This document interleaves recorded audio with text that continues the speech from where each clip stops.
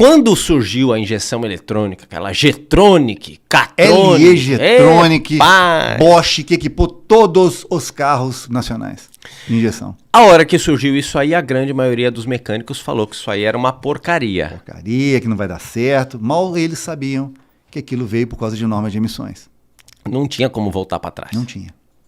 Ali não tinha. Ia ser aquilo ali ou ia ser aquilo ali. Não tinha outra forma. Você tinha, antes disso, que não chegou no Brasil, as injeções mecânicas, Mercedes-Benz, sim, né, tal, sim, BMW, Mercedes. né, que já tinha um controle de emissões melhor, e depois veio a injeção eletrônica. A injeção eletrônica não veio ao Brasil, chegou no mundo, porque eles queriam eletrificar, deixar eletrônica ali a alimentação, não.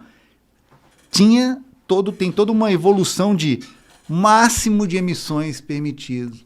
O sarrafo subiu, Subindo. E quem não tiver eletrônica não vai passar por cima da vara. Exatamente. Então, indo nesse caminho, desses haters que chegam ali, eu não digo nem hater, do pessoal que chega pelo corte, muita gente comenta lá, porque saíram alguns cortes, tanto da sua primeira participação aqui, em que a gente falou, né, qual era a sua opinião sobre o carro elétrico.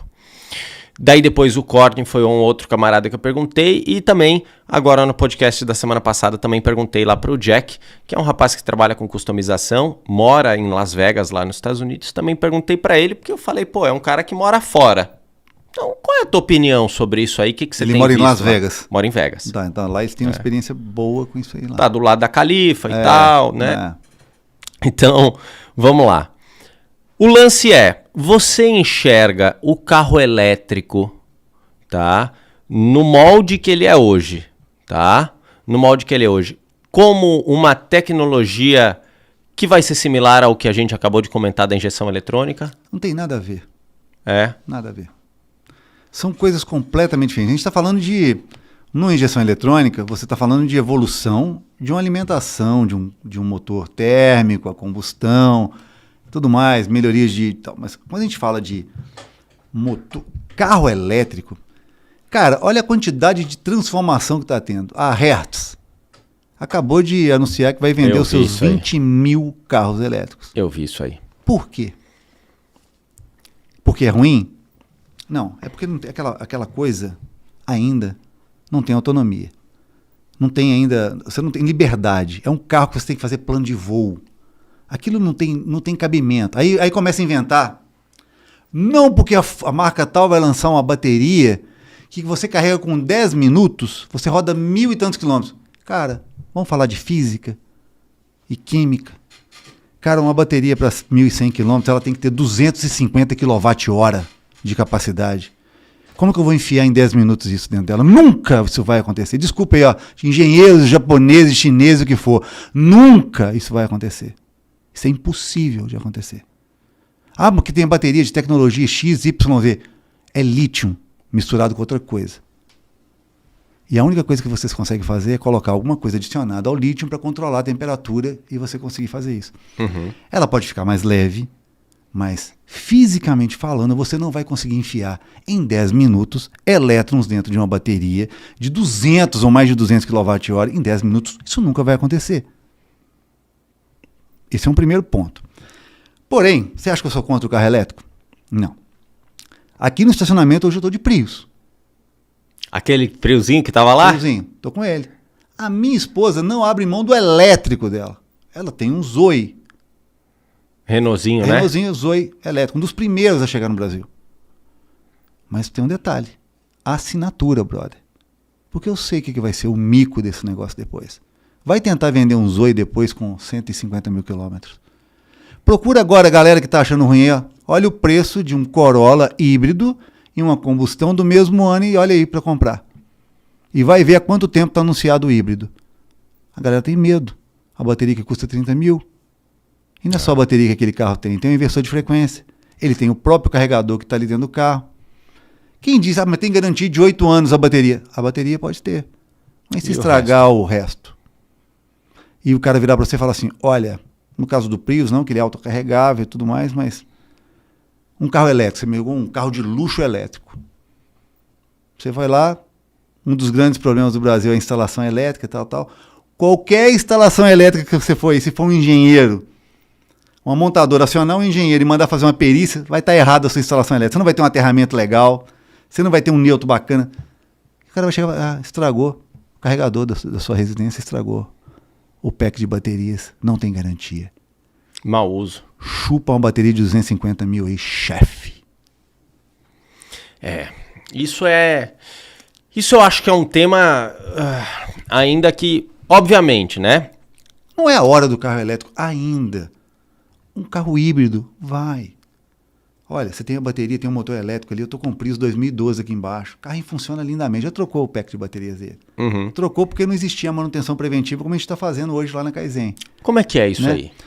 O que acontece com aquele pack de baterias? Está ali as baterias, ela é uma tecnologia mais acessível, é uma bateria de níquel, metal e hidreto, não é lítio. Ela refrigera com ventilação forçada, ar, é um air cooler. E só que as baterias do meio, bem no meio do pack, elas sofrem temperatura de todas as outras. Aquela história do pinguim, que já falamos. Não bate o vento. O pinguim lá no Polo Norte, por que eles não morrem? Porque eles ficam lá juntinhos, vão trocando. A que está no meio sai para a extremidade e vão trocando, vai fazendo um rodízio. Uhum. E aí nessa bateria a gente faz a mesma coisa.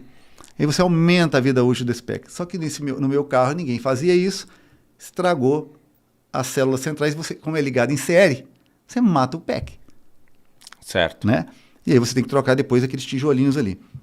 Existem manutenções para ser feitas, preventivas, que a gente consegue fazer hoje, mas é uma bateria de 1,1 kWh que auxilia, né, a sair da inércia, que é onde gasta mais, retomada, manobras. Então você tem um motor eficiente, sem precisar de colocar tonelada. Pensa bem, esse carro de 1.100 km de autonomia, o que ele vai ter de peso adicionado, cara? Acho que é em torno de 5 quilos cada quilowatt-hora. Vai virar o quê, velho? Cara, é surreal. É surreal. Eu obviamente que por trabalhar, né, no meio automotivo, eu me interesso nas tecnologias que estão vindo, em saber o que está acontecendo e tudo mais. E recentemente eu fui numa viagem, quando eu fui lá para o SEMA Show, acabei alugando lá, acho que aluguei um Mustangão conversível, 4 cilindros, turbão. Eu aluguei isso aí quando eu fui pra lá a última vez. Mapa, vixe, viu aquele nome dele, nem não. Enfim. Aqui, eu e minha esposa, chegamos, Califórnia. Califa. Camaro e Mustang. Ela falou, Mustang conversível. Tá. A Flavinha falou a mesma coisa. Entramos no Mustangão, né? Isso tem... 10 anos já, cara. 10 anos já, cara. 10 anos a bagaça. Mustangão, 4 cilindros, motor... EcoBoost? Já tem 10 anos aquele motor, velho? Não, né? Não tem tanto. É menos. Se for EcoBoost, é menos. Tinha só o V8 e V6 há 10 anos atrás. Era 4 cilindros. Era um dos primeiros 4 cilindros. Então a data vai ser isso aí. É que a gente tá velho. 10 anos atrás era 2014, velho. Exatamente. 2014 capaz de já ter. Exatamente. Já tinha Fusion. Exatamente. Era EcoBoost, cara. Aí entrou, conversível, na hora que começou a andar, o cabelo começou a bagunçar, ela fecha aquela porta. Uau! Aí eu peguei aquela estrada que liga a Califórnia pra Las Vegas, que você vai passando. Sim, uma reta ali, né? Finita, né? Lá. Aí você alugou o Mustangão. Aluguei o Mustangão e tal. Mustanguinho, né? Mustanguinho. Mas eu achei espetacular aquilo ali. O ronco sai pelo alto-falante. E o que manda é o que você sente, não é o que os outros sentem, né? E era muito louco, porque ele tinha o puta ronco animal. Com a capota fechada, que se eu abrisse, acabou o ronco, não dá pra você ouvir, cara. O troço é... Mas enfim, o carro é muito honesto, muito legal. Inclusive, dizem as más línguas que rolou uns comparativos amigáveis ali com os Dojão. Uns rapazes que estavam nos Dodge assim. E... aguenta não. O Mustang e o Camaro viraram carros agora, nas últimas gerações. Sim. Hoje eles têm plataforma. Ficou muito legal. O monobloco é realmente um monobloco. Suspensão independente. Baseado com um europeu. Uma dinâmica legal. Né?